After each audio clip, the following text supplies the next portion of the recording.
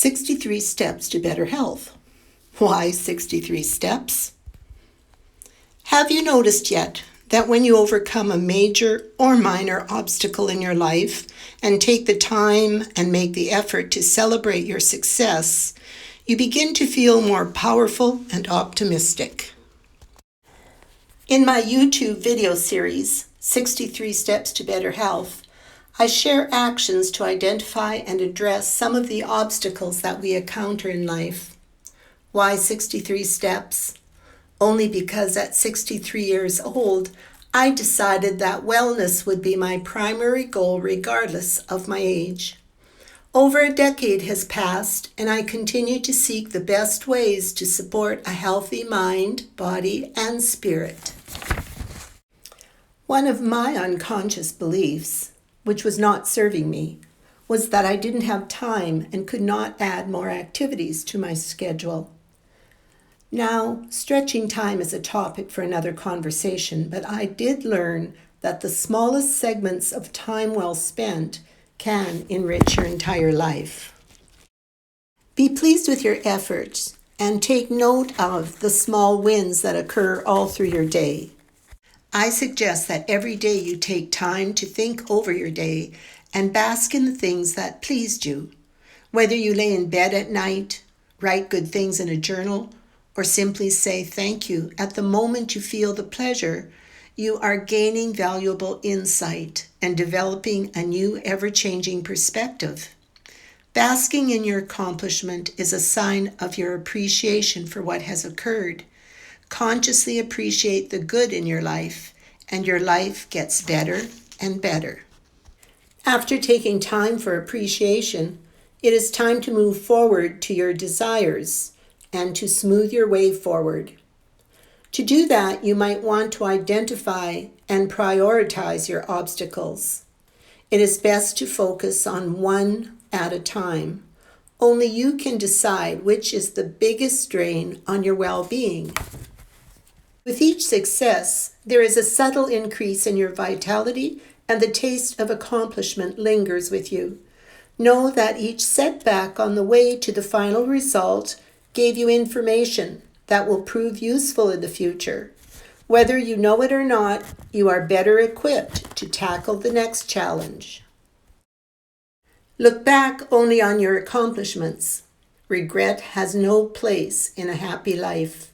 Each time the sun rises is a new opportunity to initiate a change. Smoking, gambling, eating disorders, abusive relationships, fear, worry, tunnel vision, old limiting beliefs, controlled sex, guilt, self-judgment, procrastination, and negativity are some examples of the obstacles that do keep us from being the best version of ourselves. Success comes from inspired action. Thought without action is like a plant without water. It will never bloom and grow bigger. There is no wrong action if well intended, because every action we take is informative and nothing is written in stone. We are free to adjust our plan and change our mind. What is poison to me is prolonged inactivity of mind and body. With age will come adaptation when I need it. For now I am content. Procrastination still gets the best of me occasionally, but as you may have guessed, I am working on it. Let me share one more personal story. A huge dragon I have put to rest was my gambling addiction. It started out as a safe, respectable way for me as a divorced woman to be out at night. I misinterpreted gambling as my freedom and entertainment, when in fact it was my personal addiction and prison. When I assessed the damage, I wanted to change, but it was like another detached personality took control. I hated myself every time I failed to stay away, and after I struggled desperately to stay away for a time, I would find myself binging again for 3 or 4 days. I could write a book about my gambling story, but I don't want to relive the pain. So I tell you just enough to make my point. One day on YouTube, I heard Esther Hicks say that fighting against something keeps it active in your experience. That rang true for me, and I was going to change what I was doing.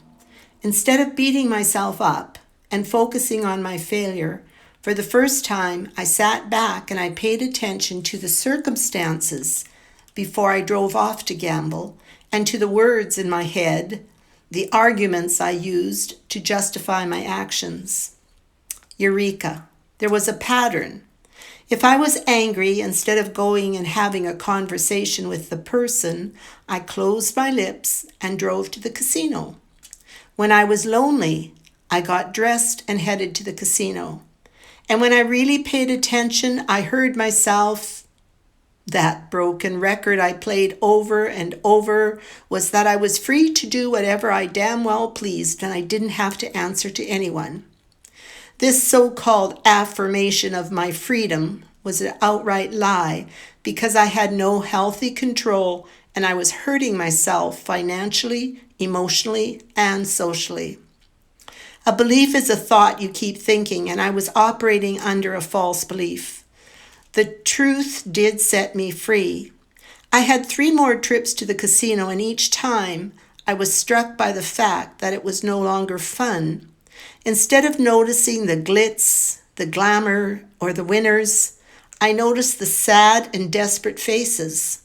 In a matter of a week or 2, I drove past the street where I used to turn in and had no urge to go back. Now I call myself an ex-gambler. In this case, I blew away my obstacle by changing my thoughts and taking time to deeply examine my feelings. Besides this new self-talk, the second component of getting over this addiction was just realizing that my gambling was a reaction to normal feelings. I felt anger, loneliness, and a huge amount of resentment. I finally clearly saw what I was doing and what it was doing to me.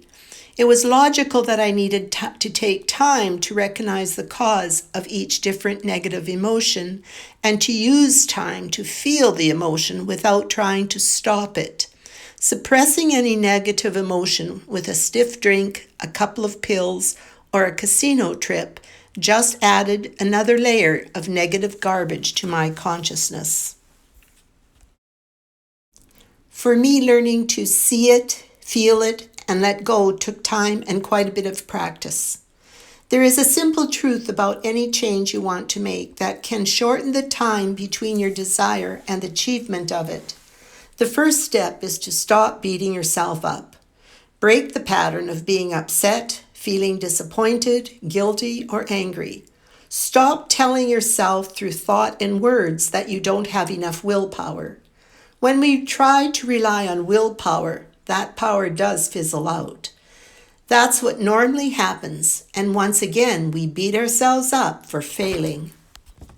Instead of struggling against something, the better alternative is to consistently add new things to your life, and your old negative practices and problems will start to fall away.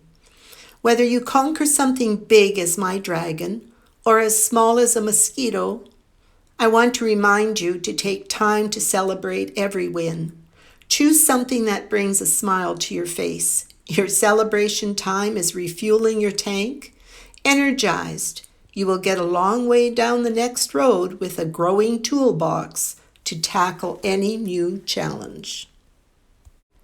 I would love to have more people going on this journey with me, so if you would like to, please subscribe and hit the notification button so you don't miss the next content. Thanks for viewing to the very end. Catch you later.